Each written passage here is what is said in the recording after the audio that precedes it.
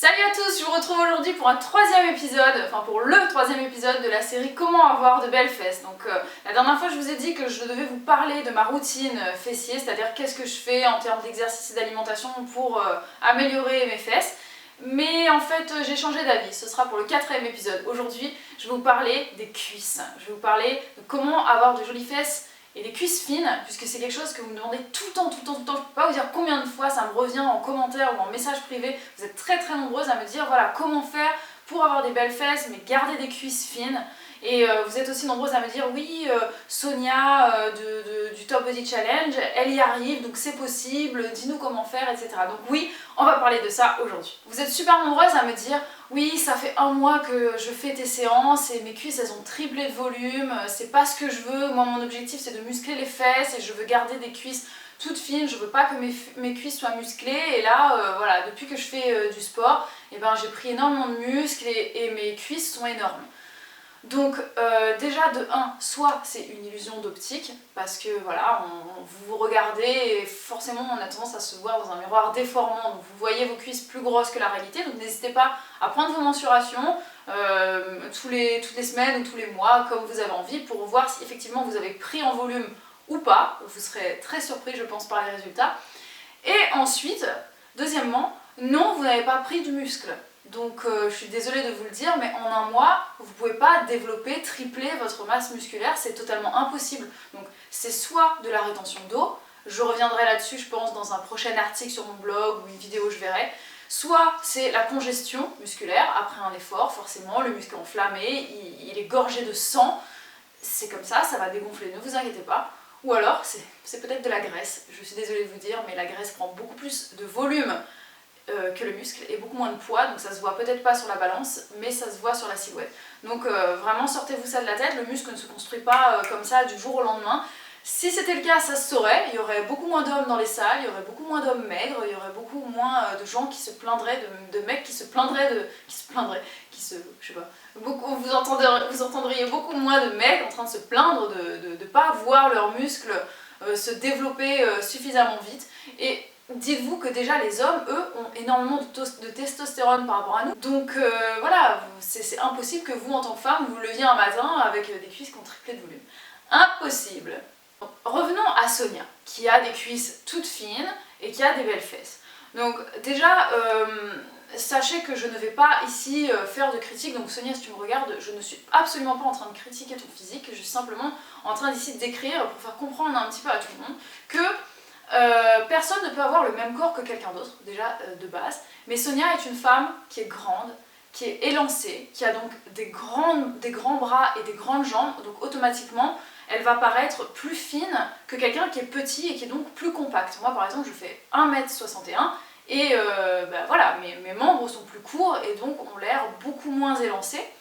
Et deuxièmement, elle a les jambes arquées, ce qu'on appelle les jambes arquées, c'est-à-dire que naturellement elle va avoir un écart au niveau des cuisses puisque ses genoux sont tournés vers l'extérieur. Et ça c'est une question de morphologie en fait. Vous avez les jambes en fait sont soit arquées, soit droites comme la plupart des gens, ou en X, donc avec les genoux qui se resserrent. Très bon si vous faites de la danse. Mais voilà, quand on a des jambes marquées, naturellement on va avoir un écart entre les cuisses. Si vous n'avez pas les jambes marquées, voilà, vous n'aurez pas naturellement cet écart. Donc dites-vous bien que c'est pas possible d'avoir le même corps. Et là ça me fait penser directement à Alex et PJ de Bodytime. Vous voyez très bien qu'ils n'ont pas du tout le même gabarit.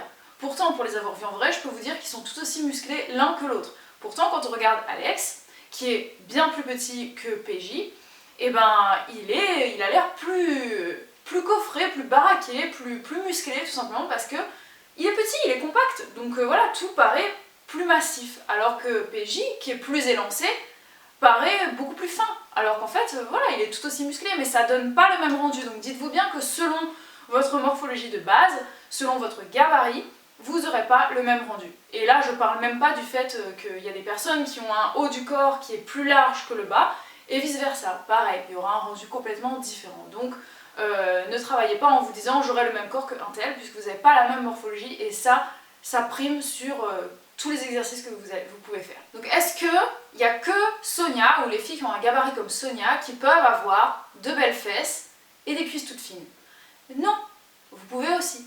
Donc je vais vous donner mes quelques conseils. Déjà premièrement, je vous invite à faire beaucoup plus de séances d'intervalle training, donc du HIIT, puisque ça va travailler votre explosivité, ça travaillera les muscles fessiers en profondeur et ça vous permettra de brûler les graisses. Donc comme ça au moins vous pourrez éliminer les graisses superflues que vous avez stockées par exemple dans les cuisses. Deuxième conseil, essayez de faire beaucoup moins de fentes et squats avec des charges trop lourdes, puisque ça c'est quelque chose qui va augmenter le volume de vos cuisses automatiquement puisque vous allez beaucoup les solliciter. Donc vous pouvez faire des squats, hein. J'ai pas du tout dit arrêtez de faire des squats puisque c'est très bon pour les fesses, mais simplement ne mettez pas des charges trop lourdes parce que en mettant des charges trop lourdes vous allez aussi développer les cuisses. Et enfin, troisième conseil, faites plus de mouvements d'isolation avec des charges. Donc attention, quand je dis des charges, je sais pas d'aller mettre 50 kg quand vous allez faire des relevés de bassin par exemple, non, mais vous pouvez utiliser des lestes, utiliser un peu de poids. Et vous allez voir que ça va au fur et à mesure stimuler la croissance des muscles fessiers.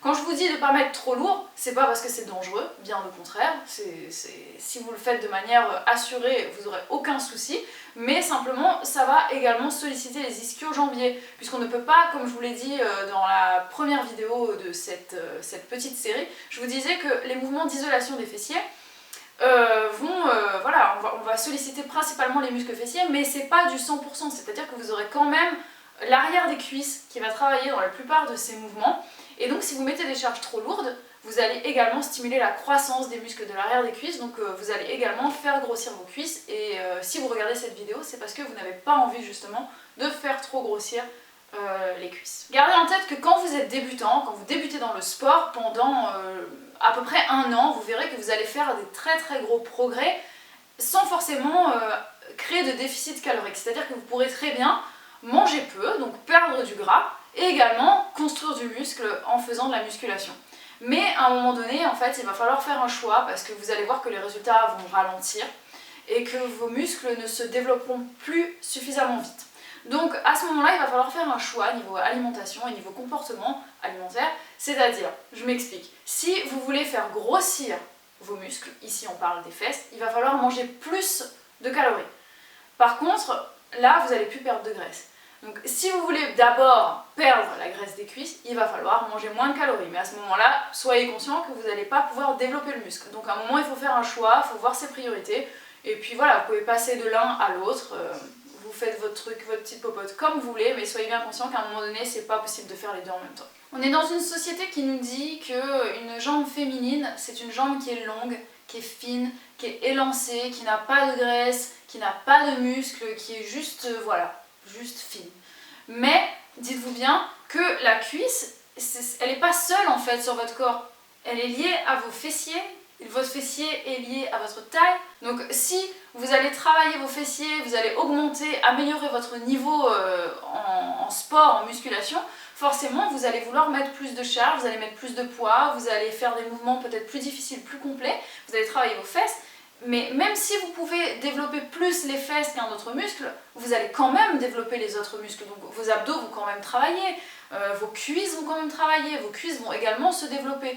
Pas autant que vos fessiers, mais elles vont se développer quand même. Donc rassurez-vous, une cuisse qui est fine peut aussi être musclée. On peut avoir une cuisse qui est fine et musclée à la fois. Avoir une cuisse musclée, ça ne veut pas dire avoir la cuisse de Arnold Schwarzenegger qui est énorme, avec tous les muscles visibles, les veines visibles. Non, ça ne veut pas dire ça.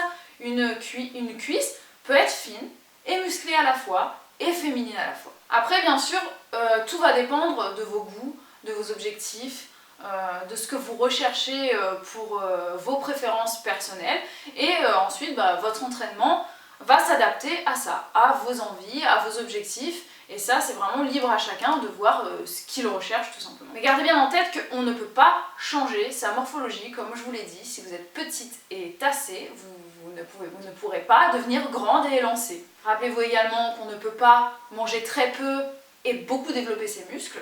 C'est contradictoire, ça ne va pas ensemble. Et de la même manière, on ne peut pas isoler à 100% les fessiers. Donc quoi que vous fassiez, vous allez également travailler d'autres parties du corps en même temps. Construire du muscle, c'est quelque chose de long. Vous n'allez pas vous réveiller avec des muscles qui ont triplé de volume en une semaine. Donc vous êtes très nombreuses à me demander combien de temps ça m'a pris pour développer tel ou tel muscle. Je ne peux pas vous répondre, j'en sais rien. Tout simplement parce que le muscle il grossit progressivement. C'est pas un matin je me suis levée et je dis waouh, putain il a grossi. Non, non, on s'en rend pas compte parce que c'est progressif et ça met du temps et ça continue de grossir et ça continue de se développer, ça prend du temps. Soyez patient. J'espère que ce 3e épisode vous a plu. N'hésitez pas à vous abonner, comme ça vous ne manquerez pas les épisodes prochains. N'hésitez pas non plus à partager et puis mettez-moi un petit pouce bleu, ça me fait toujours très plaisir. Comme ça au moins je sais que vous aimez les vidéos que je vous propose. Commentez et puis moi je vous retrouve très vite pour une nouvelle vidéo. Ciao! Quand ils vont faire 300 squats par jour pendant un mois, leurs fesses vont être un peu plus bombées. Et puis il y a d'autres personnes qui vont le faire et ça changera absolument rien et les exercices d'isolation seront mieux pour eux.